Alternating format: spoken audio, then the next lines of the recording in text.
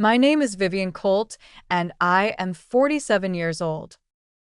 14 years ago, my younger sister walked into the courthouse in Brenham, Texas, with a single piece of paper and, in under 4 minutes, had my daughter's name legally changed without my knowledge, without my consent, and without my daughter ever being told why. That piece of paper was not a custody order. It was not a court ruling. It was a consent form that bore a signature that looked like mine and was not mine. My daughter was 6 years old. Her name was Marigold. And after that morning in the courthouse, the state of Texas said her name was something else entirely. But here's what my sister did not know. I had been building a file for 11 years before that day ever came. Not on her. On everything. Every document. Every date. Every witness. A green accordion folder. 2 inches thick. Rubber banded shut. Kept in the bottom of my bedroom closet behind a winter coat I never wore. 47 items. Every one of them labeled in my handwriting. Every one of them dated. Before I tell you what happened the morning I finally opened that folder in a room full of people who thought they had already won, please take a moment to like and subscribe. Only if this story is speaking to you. And drop your city and the time where you are in the comments.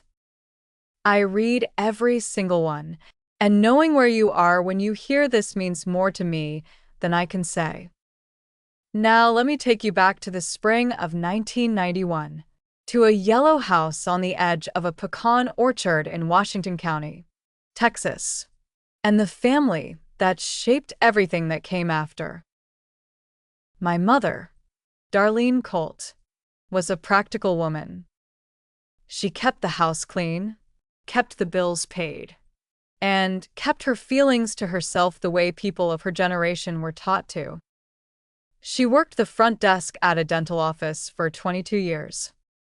She wore her hair pinned back every day of her working life. She smelled of ivory soap and the faint cedar of the closet where she hung her work clothes. She was not a warm woman in the way people mean when they say that. She did not hug easily. She did not say, "I love you," without occasion. But she was fair, or I believed she was, for a long time. My father, Raymond Colt, drove a propane delivery truck. He was gone before 6 most mornings and home after dark most evenings. He had a laugh like a screen door and hands so rough they caught on fabric. He loved us both, my sister Patrice and me, in the uncomplicated way of a man who did not have the language for the finer distinctions of parenting. He just loved. He did not play favorites because he did not think in those terms. Patrice was born 3 years after me. She was smaller than I was, quicker to laugh, quicker to cry. She had my mother's cheekbones and a talent for making adults feel needed.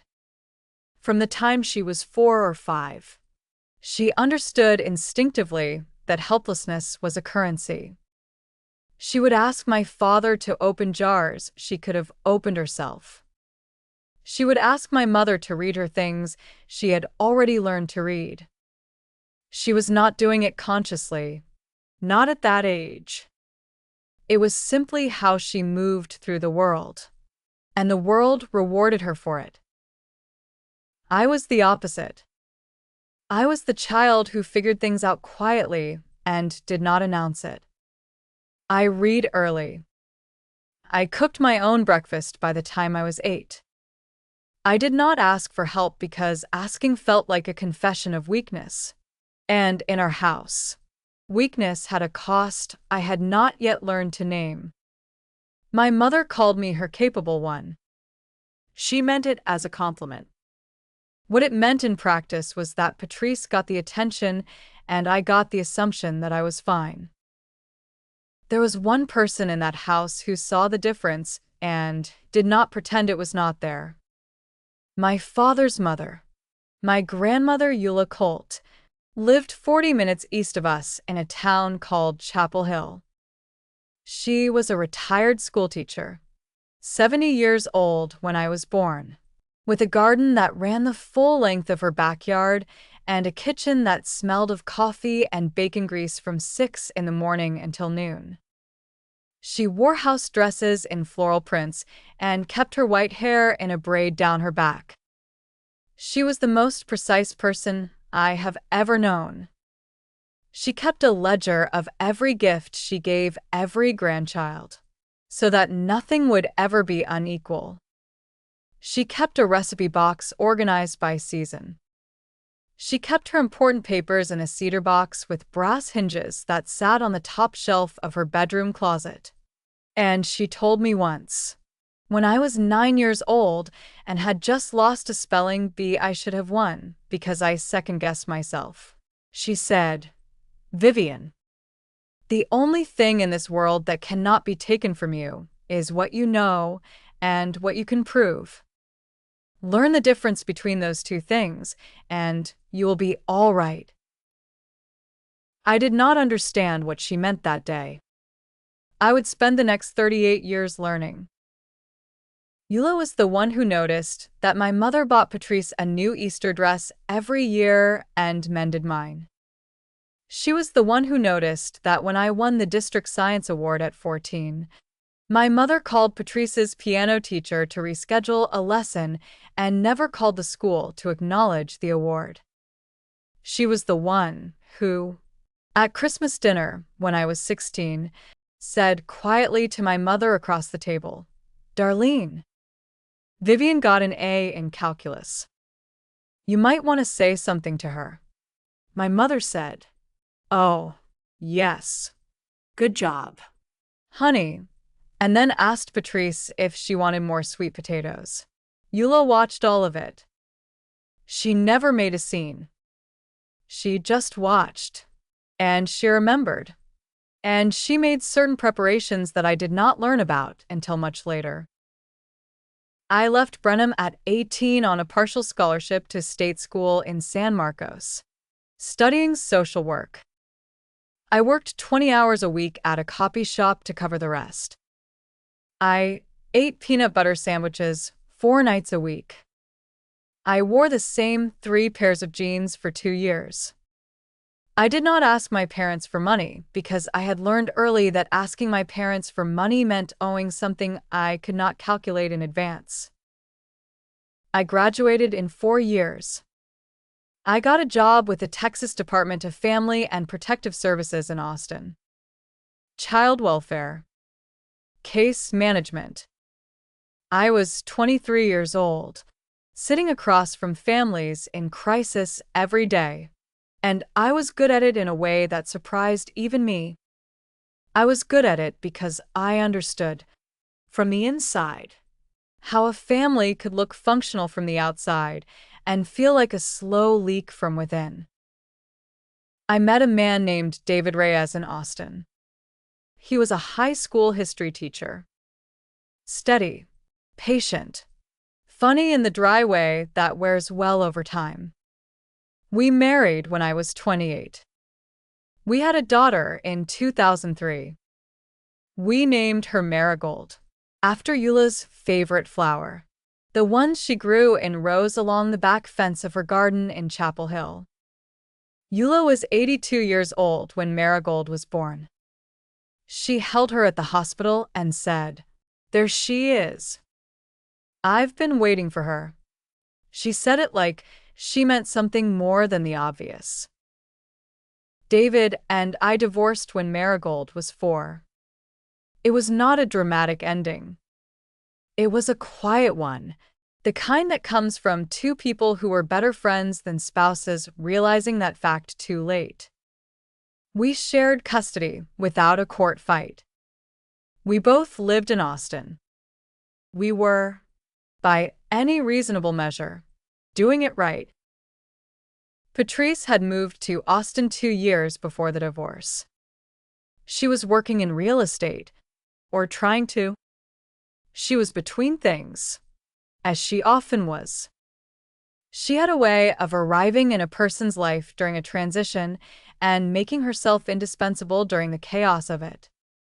She helped me pack boxes when David and I separated. She watched Marigold on the nights I had to work late. She was present in the way that felt, at the time, like sisterhood.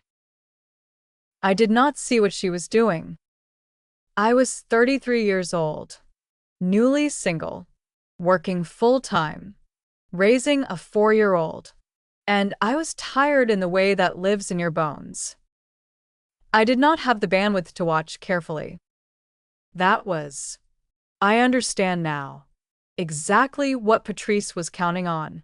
The first sign came on a Tuesday in March, 6 months after the divorce was final. I came home from a 12-hour shift to find Patrice at my kitchen table with Marigold in her lap, reading her a picture book. That was not unusual.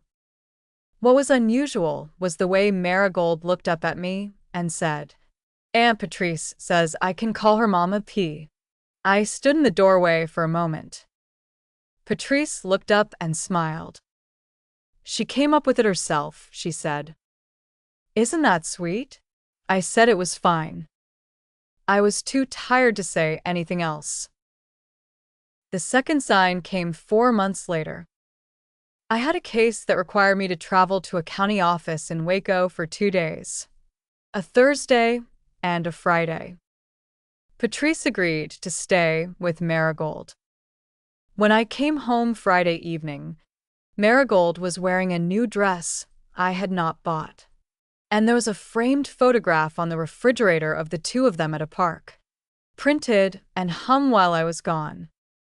On the back of the frame, in Patrice's handwriting, "My girls."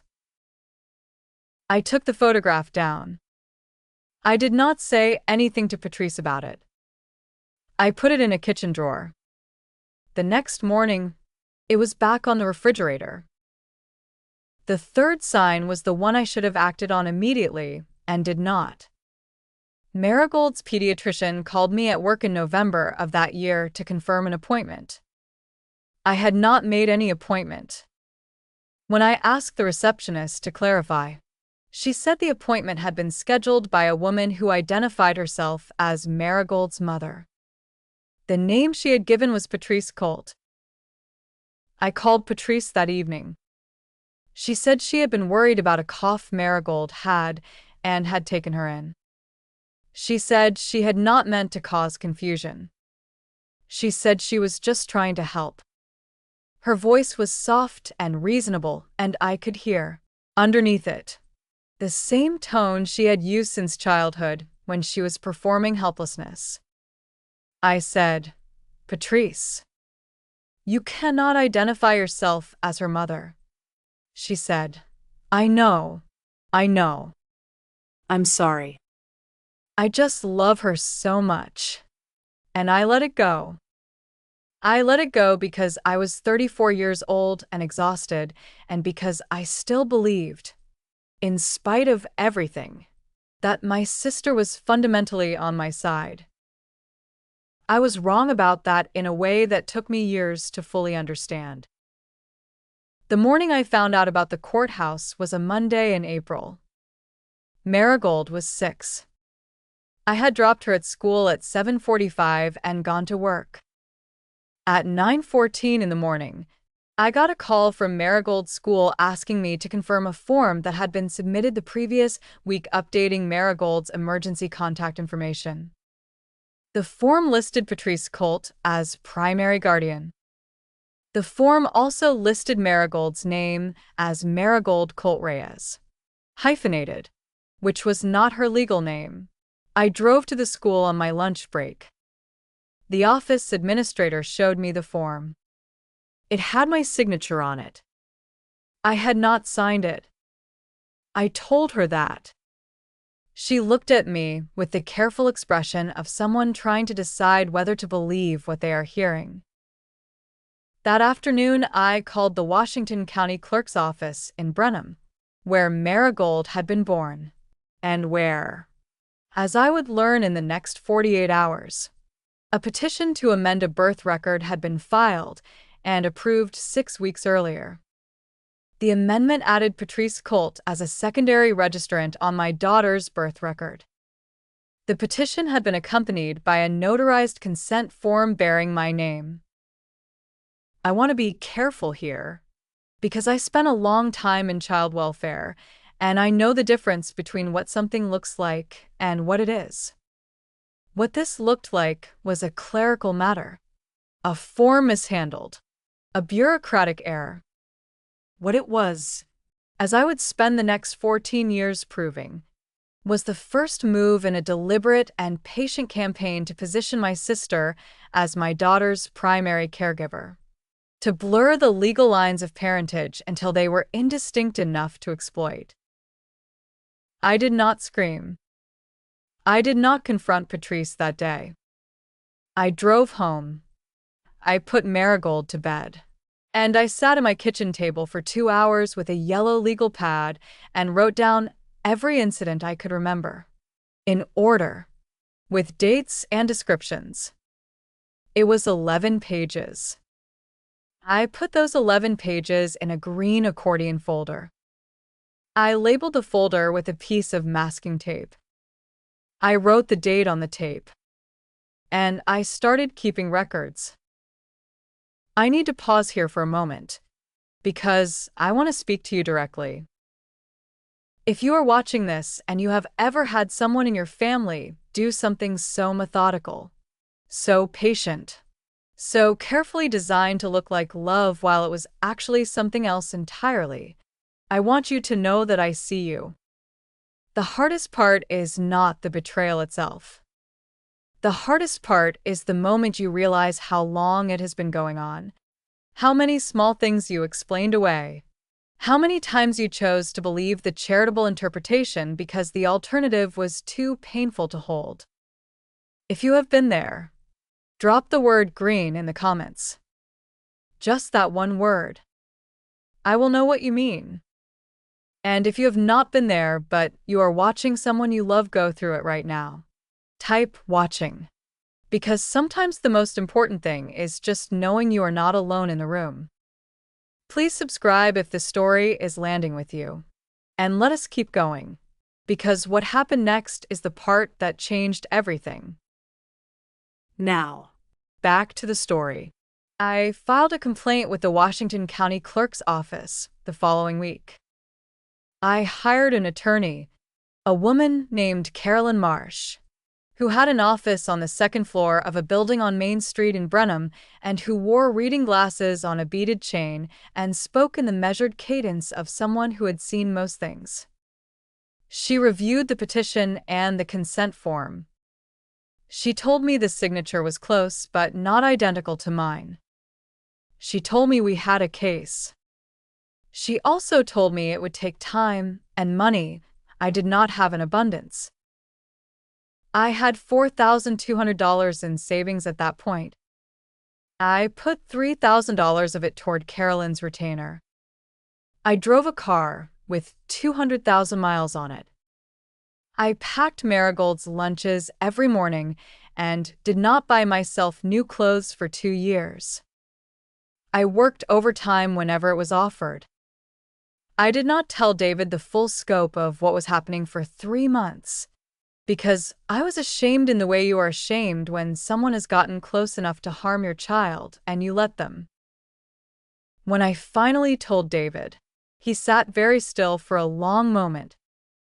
Then he said, "We fix this together." He was not dramatic about it. He was not angry in a way that needed managing. He just said, "We fix this together." And he meant it. And that was the moment I understood what I had given up when I let that marriage end quietly. He was a good man. He remains a good man.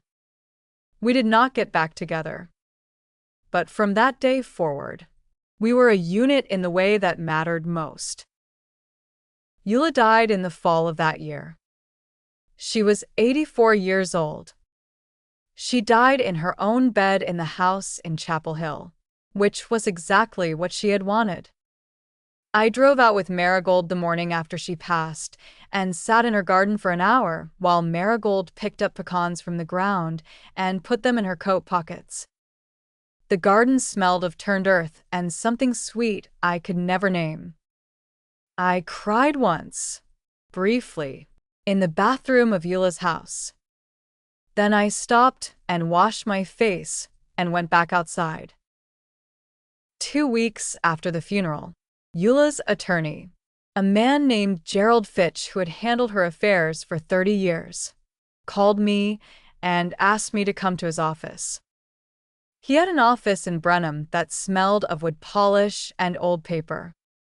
He was in his late 60s, thin, with the careful manners of a man who understood the weight of what he carried for people. He placed a cedar box on the desk between us. It had brass hinges. I recognized it immediately. It was the box from the top shelf of her bedroom closet. He said, "Eula asked me to give this to you directly. Not to your mother. Not to Patrice. To you." He slid it across the desk. "She also asked me to tell you that she has known for some time that you would need what is in it, and that she is sorry she could not hand it to you herself." Inside the box were 3 things. The first was a letter, for pages, handwritten in Eula's precise schoolteacher script. The second was a copy of a trust document establishing a fund in my name, funded over 20 years through careful, quiet contributions, totaling $87,000. The third was a sealed envelope marked, "For Carolyn. She will know what to do with this." I read the letter alone in my car in the parking lot outside Gerald Fitch's office. I will not share all of it here because some things belong only to the people they were written for. But I will tell you what she said at the end. She wrote, "I watched your mother choose Patrice 1,000 times in 1,000 small ways, and I watched you absorb every one of those choices without breaking. That is not weakness, Vivienne. That is the kind of strength that does not announce itself. The money is yours. Use it to protect what is yours. And when the time comes to show people the truth, show them calmly. The truth does not need to be angry to be devastating." I sat in that parking lot for 22 minutes. My hands were in my lap. I noticed that they were not shaking. I called Carolyn Marsh that afternoon and told her about the envelope. She opened it the next morning. Inside was a notarized affidavit, prepared by Eula 3 years earlier, attesting to a conversation she had witnessed between Patrice and our mother in Eula's own living room in 2007, 2 years before the courthouse incident, in which Patrice had stated explicitly that she intended to position herself as Marigold's primary caregiver and that she had been practicing my signature for several months. Eula had written it down that same evening. She had it notarized the following week. She had kept it in the cedar box for 3 years, waiting. She had known. She had seen it coming before I had. And she had prepared. With the trust money, I funded the legal case fully. Carolyn brought in a forensic document examiner from Houston who spent 4 hours with a consent form and produced a 12-page report concluding that the signature was a practiced forgery, consistent in pressure and angle with a person copying a signature from a reference document rather than signing naturally. The report cost $3,400. I paid it without hesitation. The legal process took 2 years. The amendment to Marigold's birth record was reversed. The school form was flagged and removed. Patrice was formally notified that any further attempt to represent herself as Marigold's parent or guardian would be pursued as fraud. She hired an attorney of her own and disputed the forensic report. Her attorney sent 2 letters. Carolyn responded to both with the affidavit and the forensic report and a request for any documentation Patrice could produce to support her account. No further letters came. During those 2 years, my mother called me 4 times. The first 3 calls were variations on the same theme. Patrice had only been trying to help. I was being vindictive. I was destroying the family over a misunderstanding. The 4th call was different. My mother's voice was quieter on that call. She said, "Vivienne, I need you to understand that Patrice has had a hard life." I said, "I know she has, Mom." "So have I." There was a long silence. Then she said, "I suppose that's true." It was the closest thing to an acknowledgement she ever offered. I did not cry. I did not say anything more. I let the silence hold what it needed to hold. Patrice moved back to Brenham 2 years after the legal case closed. She did not contact me directly. She sent a card to my mother's house at Christmas with a note inside that said she hoped we could move forward as a family someday. I read the note once and put it in the accordion folder. Not out of spite. Out of habit. I had learned to document everything. Marigold was 12 when I sat down with her and explained, in the most honest terms I could manage for a 12-year-old, what had happened when she was 6. I did not editorialize. I did not call her aunt names. I told her that someone had tried to change something about her life without asking her, and that I had spent years making sure that did not happen, and that she was exactly who she had always been. She listened with the particular stillness of a child who is absorbing something large. Then she said, "Is that why you have that green folder?" I said yes. She said, "Can I see it someday?" I said, "When you're ready." She was 17 when she asked to see it. I sat with her at the kitchen table on a Saturday morning in October. Coffee for me, orange juice for her, and I walked her through every item in the folder. All 47 of them. She did not say much while I was talking. When I finished, she sat quietly for a moment. Then she said, "Grandma Eula knew." I said yes. She said, "She saved us." I said, "She saved us."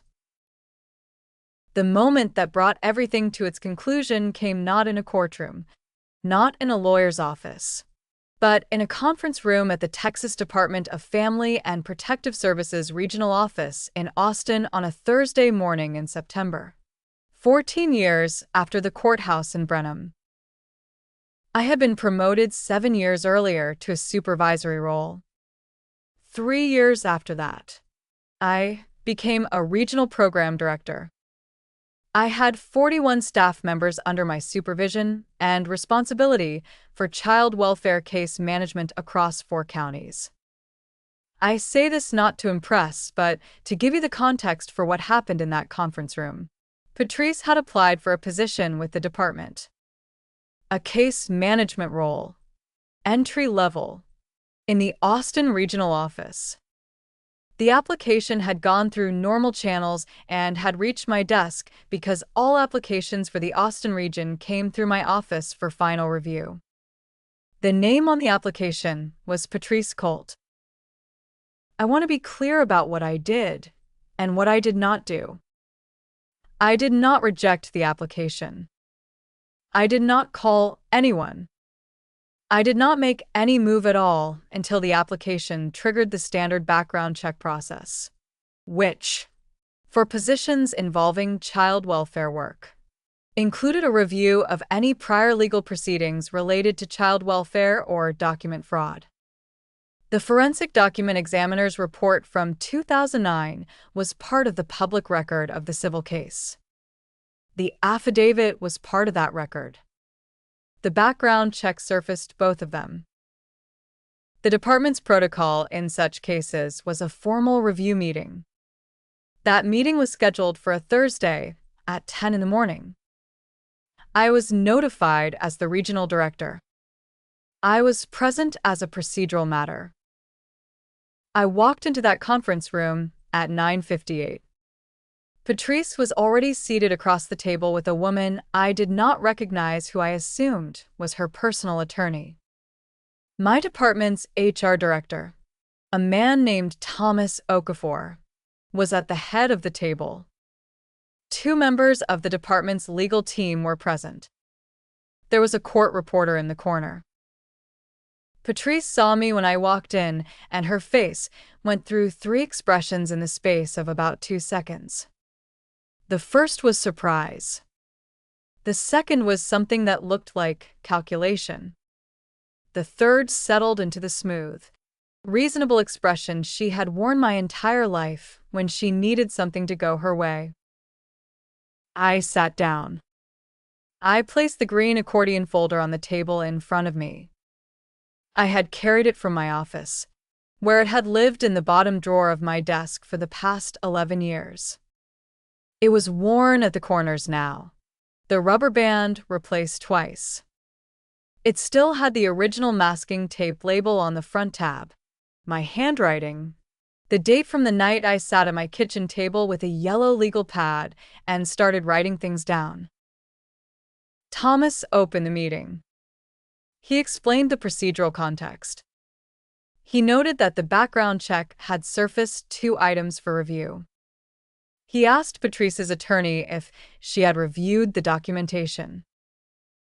The attorneys said they had reviewed it and had prepared a response. Thomas nodded. He said the department would hear the response and then review the materials in the file. Patrice's attorney spoke for about 8 minutes. She characterized the 2009 civil matter as a family dispute that had been resolved without criminal findings. She noted that no charges had been filed. She argued that the events were 14 years in the past and that the department's policy on prior civil matters allowed for case-by-case discretion. Everything she said was technically accurate. I knew it would be. Patrice had always been good at finding the technically accurate version of things. When the attorney finished, Thomas looked at me. He said, "Ms. Colt, you're here as regional director. Do you have materials to add to the record?" I said yes. I opened the accordion folder. I had organized it the night before, which was the first time I had reorganized it since I first assembled it. I had 47 items. I had indexed them on a single sheet of paper, typed, printed, 1 copy for each person at the table. I distributed the index first. I did not look at Patrice while I did this. I was not performing composure. I simply did not need to look at her. I had not needed anything from her for a long time. I started with Item 1. The original 11-page handwritten account from the night of the phone call from the Washington County Clerk's office, dated April 14, 2009. I described it briefly. I noted the date. I placed the copy in front of Thomas. I moved to Item 2. The school form from Marigold's elementary school, the one listing Patrice as primary guardian, dated March 7, 2009. I described it. I noted the date. I continued through the items in order. The pediatrician call. The framed photograph. The birth record amendment petition. The forensic document examiner's report from Houston, 12 pages, dated November 3, 2009. I noted the examiner's credentials. I placed the copy in front of Thomas. I moved to Item 31. Eula's affidavit. For pages. Notarized. Dated August 12, 2007. I read the relevant passage aloud. I read it in a normal voice. The same voice I used in staff meetings and case reviews. I did not pause for effect. I did not look up. I read it the way you read something true. When I finished reading the affidavit, the room was quiet. Not dramatically quiet. Just quiet. Patrice's attorney leaned over and said something to Patrice in a low voice. I heard 2 words of it. Not enough. Patrice's face had changed. The smooth, reasonable expression was still there, but it had thinned. The way ice thins in early spring when it looks solid but will not hold weight. I placed the affidavit copy in front of Thomas and moved to item 32. I went through all 47 items. It took 31 minutes. When I finished, I closed the accordion folder and placed my hands flat on the table and waited. Thomas asked Patrice's attorney if she had any response to the materials. The attorney said she would need time to review. Thomas said the department would take the matter under advisement and issue a determination within 10 business days. The meeting was adjourned. I gathered the accordion folder. I stood. I put on my jacket.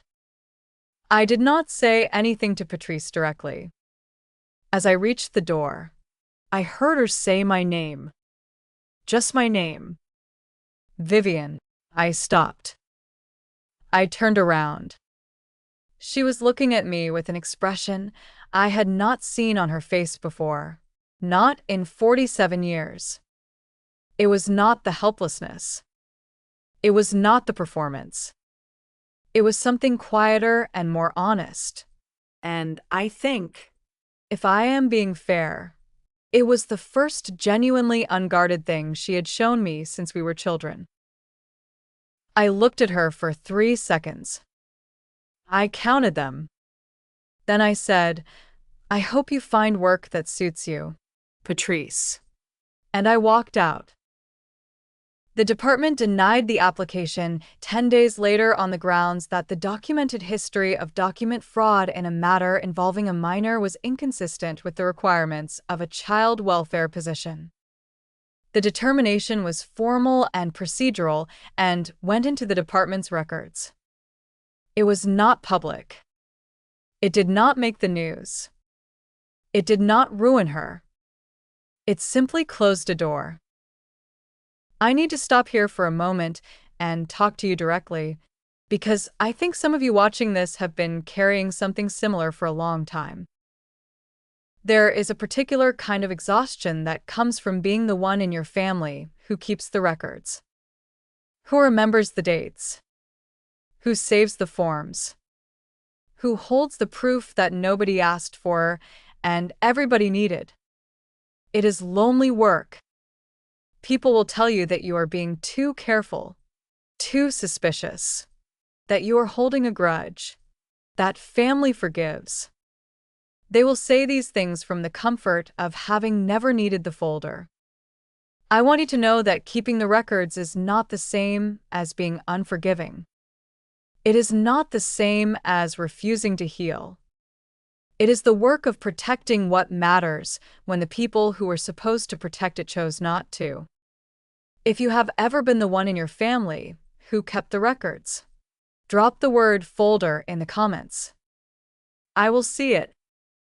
And if you are someone who needs to start keeping records right now, please hear me start tonight. 1 page. 1 date. 1 description. You do not have to know yet what you're building. You just have to begin. Subscribe if you want to hear more stories like this one. And now, back to where I am today. Marigold is 21 years old. She is in her 3rd year at the University of Texas studying social work. which did not surprise me and which made David cry at the kitchen table when she told us. She is steady and observant and has her great-great-grandmother's precision. She keeps a small cedar box on her desk. The one I gave her when she turned 18, the one I found at an estate sale in Brenham because I could not bear to keep Eula's original. Inside it, she keeps the letter Eula wrote to me, which I gave her a copy of on her 18th birthday. She keeps a photograph of Eula in her garden in Chapel Hill. And she keeps a small index card in Eula's handwriting that I found tucked inside the recipe box after Eula died. A card that had no recipe on it. Just a single sentence.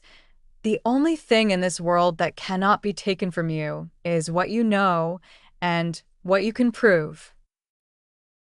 Marigold asked me once if I was angry at Patrice. I thought about it honestly before I answered. I said, I was, for a long time. I am not anymore. But I am not pretending it did not happen. She thought about that. Then she said, that seems right. It does seem right. It took me a long time to find the difference between forgiving someone and pretending they did not do what they did. They are not the same thing. Forgiveness lives inside you. It is for you. It does not require the other person to deserve it or even to acknowledge it. Pretending is something else. Pretending is a kindness you extend to someone else at your own expense. And I spent enough years doing that. My mother is 78 years old. She lives in the yellow house in Brenham, which she has kept immaculate for 50 years. We speak on the phone every few weeks. The conversations are careful and civil and not without warmth. She has never directly addressed what Patrice did. She has never said she was wrong to dismiss it as a misunderstanding. But she calls me on my birthday now, every year, without fail, and she stays on the phone for at least an hour. And she asks about Marigold in the specific way of a woman who is trying to make up for something she cannot name. I let her. It is not everything. But it is not nothing. Patrice sent me a letter 2 years ago. It came in a plain white envelope with no return address. Postmarked Brenham. It was 2 pages. The first page was an explanation, which I will not characterize further than that. The second page was something closer to an apology, though it was careful and qualified in the way that apologies are when the person writing them is still protecting something. She said she had been jealous of me for our entire lives. She said she had not known how to be a person without being needed. She said she was sorry for what she had done to Marigold's name. She did not use the word fraud. She did not use the word forgery. But she said she was sorry. I read the letter twice. I put it in the accordion folder. Not because I am keeping score. Because I am a person who keeps records. And that letter is a record of something true. The accordion folder lives in my office at home now. On the bookshelf. Not hidden. Marigold knows where it is. David knows where it is. I do not take it out often. But I know it is there. The way you know a thing is there when you built it yourself. When you carried it for 14 years. When it held what it needed to hold until the moment it was needed. Eula used to say that the truth does not need to be angry to be devastating. She was right. I have thought about that sentence in operating rooms and conference rooms and parking lots and kitchen tables for 38 years. The truth does not need to be angry. It just needs to be documented, dated, and ready. If you are watching this and you have a folder of your own, I hope you know that you are not paranoid. You are not vindictive. You are not the difficult one. You are the one who paid attention when everyone else looked away. That is not a flaw. That is a form of love. If you are watching this and you are thinking about starting a folder, start it tonight. one page, one date, one truth. You do not have to know yet what it is for. You just have to begin. And if you are watching this and you have already lived through the other side of something like this, if you are already standing in the quiet that comes after, I want you to know that you are the reason I tell this story. You are the reason any of this gets said out loud. Drop a comment and tell me where you are watching from and what time it is there. Tell me if you have a folder. Tell me if you're starting one tonight. Share this with someone who needs to hear it. Hit subscribe. And I will see you in the next one.